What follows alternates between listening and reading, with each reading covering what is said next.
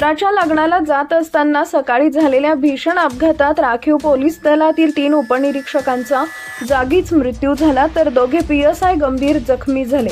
पोलिसांनी दिलेल्या माहितीनुसार आज सकाळी 7च्या सुमारास हा अपघात घडला।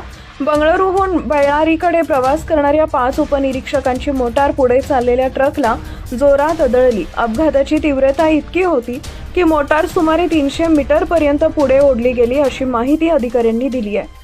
या अपघातात अमरेश, मंजुनाथ आणि सचिन या 3 पोलीस उपनिरीक्षकांचा घटनास्थळीच मृत्यू झाला।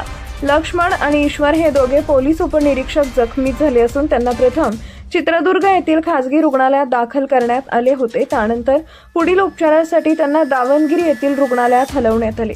दरम्यान अपघातानंतर पोलीस अधीक्षक रणजित कुमार बंडारू, हरियूरचे उपअधीक्षक शिवकुमार तसेच इतर वरिष्ठ पोलीस अधिकाऱ्यांनी घटनास्थळी भेट दिली। दरम्यान प्राथमिक माहितीनुसार हे 5ही पोलीस अधिकारी बंगळुरूहून बळ्ळारी इथं मित्राच्या लग्न समारंभासाठी जात होते। चित्रदुर्ग जिल्ह्यातील हेग्गरे परिसरात ही घटना घडली। या प्रकरणी गुन्हा दाखल करण्यात आला असून अधिक तपास सुरू असल्याचं पोलिसांनी सांगितलं आहे।